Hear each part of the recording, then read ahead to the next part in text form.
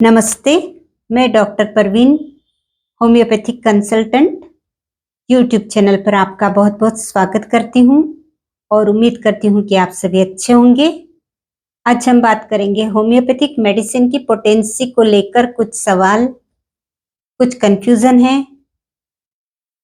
यदि आप कोई मेडिसिन लेते हैं तो हमेशा से ही डॉक्टर्स कहते हैं कि आपको जब भी मेडिसिन स्टार्ट करना है तो 30 पोटेंसी से स्टार्ट कीजिए, क्योंकि ये बहुत ही सेफ पोटेंसी है, बहुत ही आइडियल पोटेंसी है।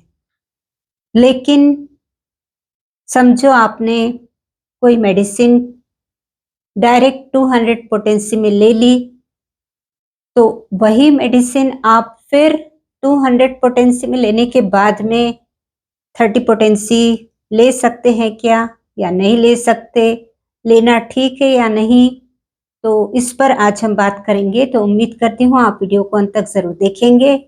चैनल पर यदि नए हैं तो आप चैनल को भी सब्सक्राइब कर लेंगे।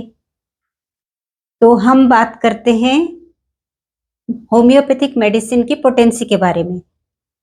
तो समझो फॉर एग्जाम्पल आपने कोई मेडिसिन नाइट्रमूर 200 स्टार्टिंग में ले ली। 200 पोटेंसी में लेने के बाद में थोड़ा एग्रीवेशन आपको लगा, तो आपने सोचा कि 200 पोटेंसी से एग्रीवेशन हो रहा है तो क्या मैं इसको 30 पोटेंसी में ले लूं। तो आप ऐसा नहीं कर सकते, ये होम्योपैथिक प्रिंसिपल के खिलाफ में है। आपको यदि इस तरह से आप करते हैं तो ये गलत होगा। आपको क्या करना है, यदि नाइट्रमूर 200 पोटेंसी में लेने के बाद में होम्योपैथिक एग्रीवेशन हो रहा है, तो या तो आपको मेडिसिन को वहीं स्टॉप करके नाइट्रमूर जैसी कोई कॉम्प्लीमेंट्री मेडिसिन देखकर मेडिसिन को चेंज करना है। यदि एग्रीवेशन बहुत ज्यादा दिखाई दे रहा है तो उसका एंटीडोट लेना है, लेकिन आपको 200 पोटेंसी से 30 पोटेंसी पर बिल्कुल भी नहीं आना है।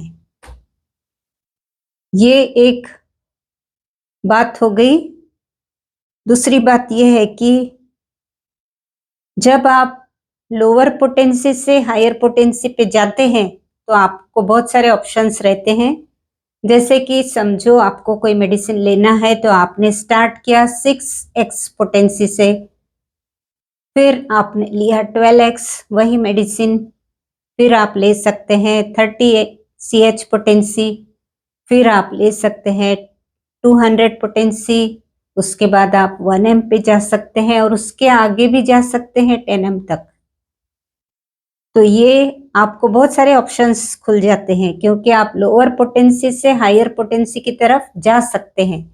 लेकिन एक बार आपने यदि हायर पोटेंसी ले ली तो आप फंस जाते हैं, वहीं पर फंस जाते हैं। बहुत से डॉक्टर्स लोगों को भी बहुत प्रॉब्लम हो जाती है जब वो एकदम पेशेंट को 1m पोटेंसी दे देते हैं, तो उसके बाद में उनको भी प्रॉब्लम होती है कि लोअर पोटेंसी तो दे नहीं सकते, तो उन्हें आगे निकलना भी मुश्किल होता है, क्योंकि 10m पोटेंसी भी हर कोई, बहुत पेशेंट सेंसिटिव होते हैं तो सभी को सूट नहीं करती, देखना पड़ता है, बीमारी को भी देखना पड़ता है, पेशेंट की सेंसिटिविटी को देखकर फिर हायर पोटेंसी देना पड़ता है।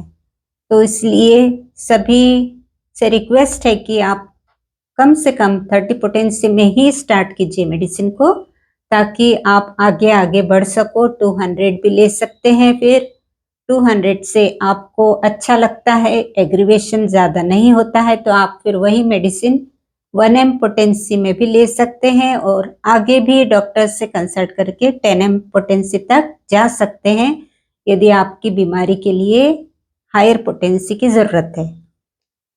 इसके बाद में हम एक पॉइंट ये लेते हैं कि जो पोटेंसी होती है वो जो बच्चे हैं, चिल्ड्रंस है, उनको हायर पोटेंसी में ही मेडिसिन दी जाती है, क्योंकि उनका जो वाइटलिटी पावर है वो स्ट्रांग रहता है, तो उन्हें सूट कर जाती है। और जो ओल्ड पेशेंट रहते हैं वो वीक रहते हैं, तो उनको हायर पोटेंसी में देने से उनको एकदम से एग्रीवेशन दिखाई देता है।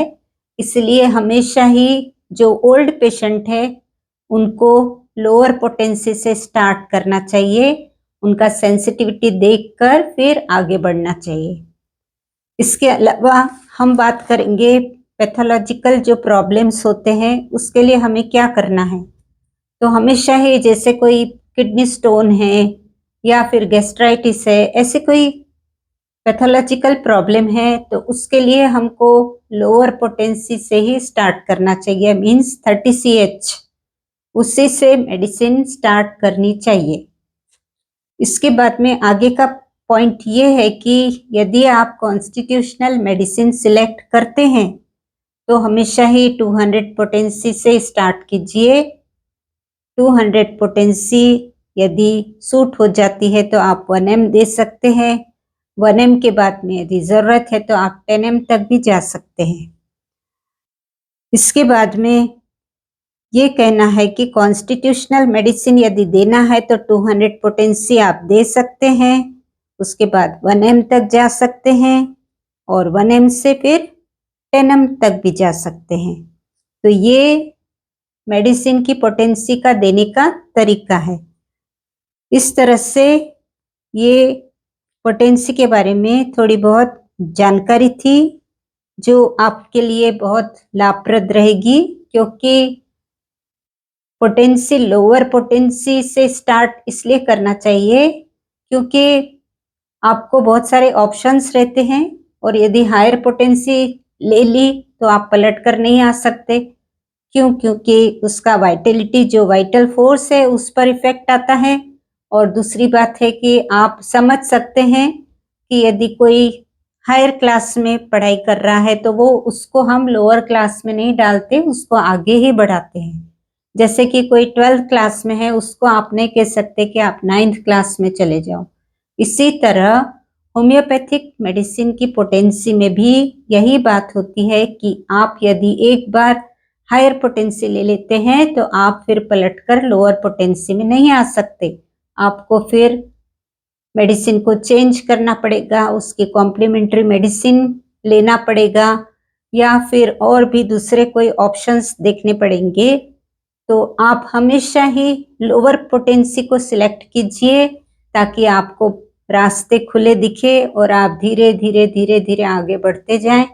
होम्योपैथिक ट्रीटमेंट का यही एक सही तरीका है। तो उम्मीद करती हूँ कि आप वीडियो को पसंद करेंगे तो लाइक कीजिए, वीडियो को शेयर कीजिए और उम्मीद करती हूँ कि आप ऐसे ही सहयोग बनाकर हमारे साथ में जुड़े रहेंगे। तो मिलते हैं फिर अगले वीडियो के साथ में, तब तक के लिए आप ध्यान रखिए, खुश रहिए। धन्यवाद।